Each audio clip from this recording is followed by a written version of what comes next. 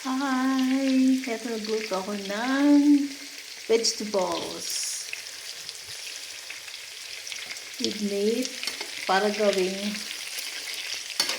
hamburger sandwich. Yan siya.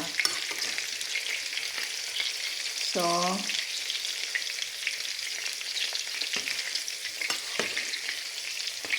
mas maganda kapag medyo brown ang yung pagka-hamburger ba niya. Nagawa ko ng hamburger sandwich na vegetables with meat. Ito ay patatas na may celery, sibuyas, at saka bawang, at saka potatoes, at itlog na hinalo, at may pepper and salt. Yan siya, para mas mabango. Maganda yung yung pagka brown niya. Ito yung masarap gawin ng sandwich na hamburger ba. Healthy, walang halo na bitchin, kundi lang siya.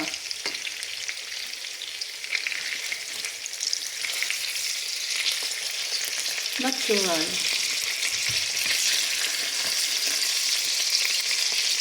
Saka mas masarap mas maganda kapag yung brown ang pagkaluto niya, yung fried.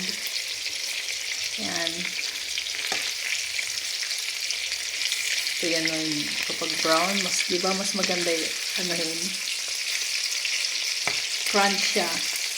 Saka aromatic vegetables yan at with meat.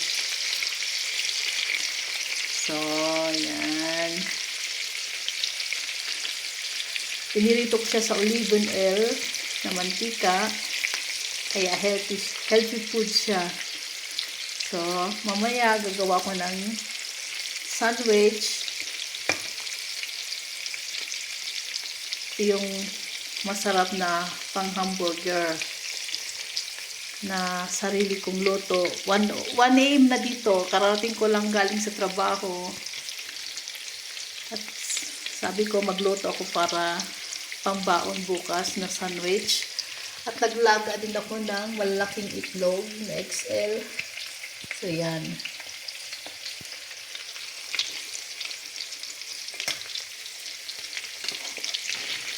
Sobrang aromatic siya. Sobrang mabango. So aromatic.